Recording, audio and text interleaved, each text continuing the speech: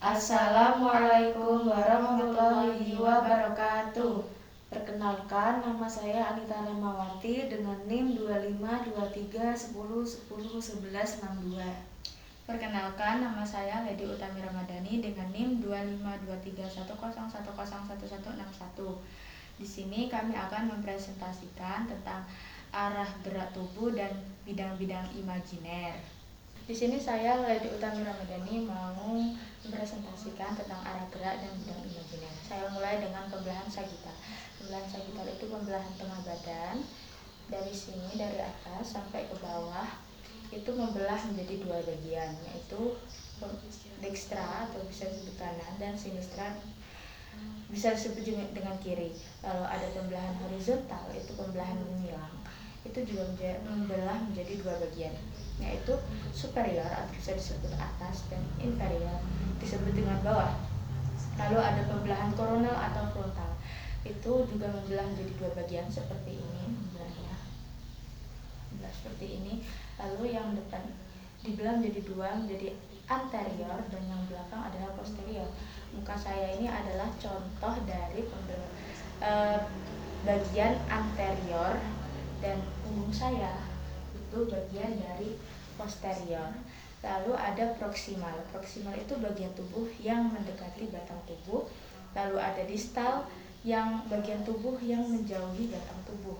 Lalu ada superficial. Superficial itu bagian tubuh yang lebih dekat dengan permukaan tubuh.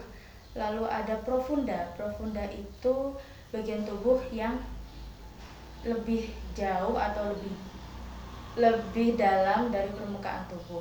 Lalu ada ventral. Ventral itu bagian depan ruas tulang belakang. Terus ada dorsal. Dorsal itu bagian belakang ruas tulang belakang. Lalu ada eksterna. Eksterna itu bagian luar tubuh, dan interna itu bagian dalam tubuh. Lalu ada ascendant. Ascendant itu bagian tubuh yang naik. Lalu ada descendant, itu bagian tubuh yang turun. Baik, di sini saya akan melanjutkan menjelaskan arah gerak tubuh dan bidang-bidang imajiner yang sudah dijelaskan oleh teman saya tadi. Selanjutnya itu ada kranial. Kranial itu adalah bagian kepala. Lalu kaudal itu bagian ekor.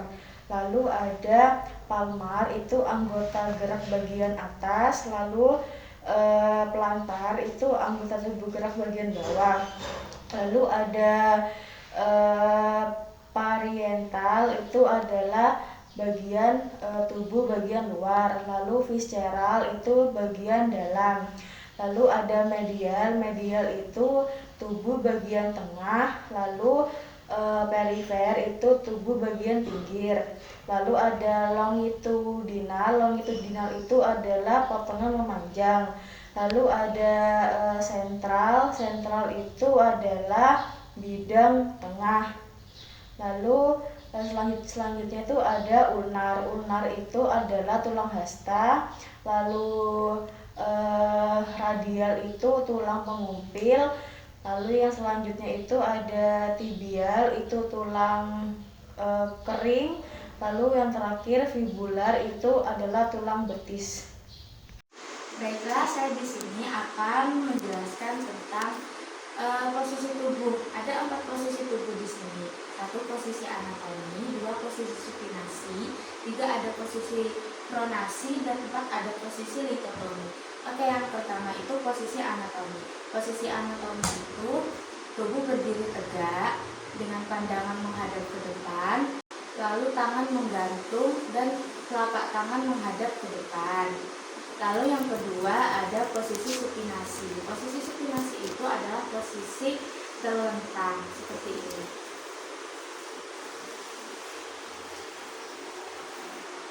Tubuh berbaring dan wajah menghadap ke atas dan tangan terlentang. Lalu yang ketiga ada posisi pronasi. Posisi pronasi itu posisi tengkurap seperti ini. Punggung menghadap ke atas, lalu pandangan wajah ke bawah, dan tangan terlentang dan tubuh diletakkan pada bidang horizontal. Lalu yang terakhir itu ada posisi litotomi atau posisi melahirkan.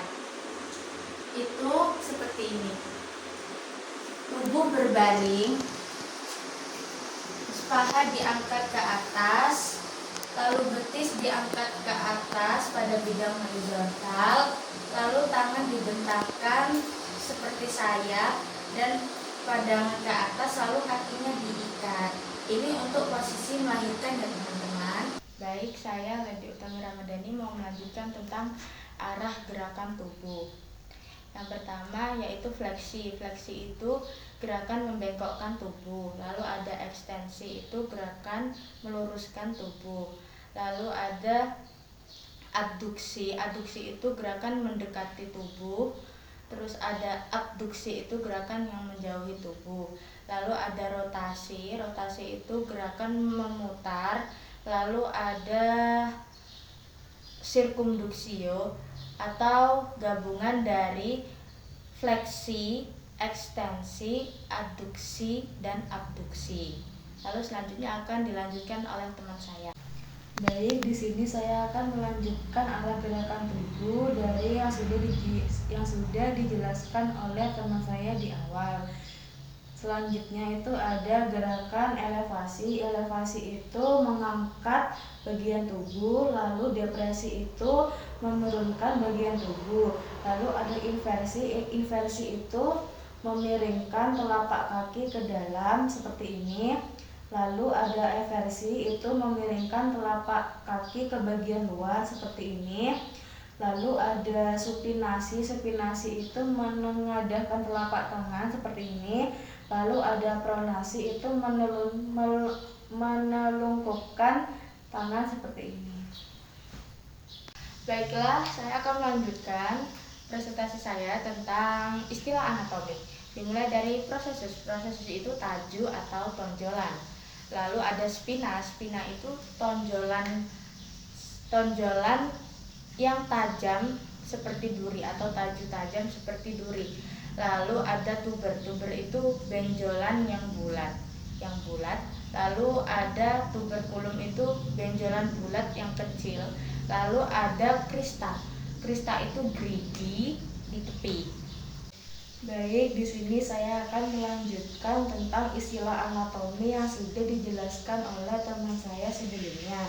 Selanjutnya itu ada pekten. Pekten itu adalah bagian yang menonjol pada pinggir. Lalu kondilus. Kondilus itu adalah bagian yang menonjol pada tepi atau pinggir tulang. Lalu epikondilus itu adalah bagian yang menonjol pada kondilus. Yang selanjutnya itu ada kornu. Kornu itu adalah bagian tanduk. Lalu linea yang terakhir itu linea adalah garis. Cukup sekian dan mohon maaf apabila ada salah kata, salah penyebutan, dan salah gerakan. Mohon dimaafkan sebesar-besarnya ya. Dan terima kasih. Wassalamualaikum warahmatullahi wabarakatuh.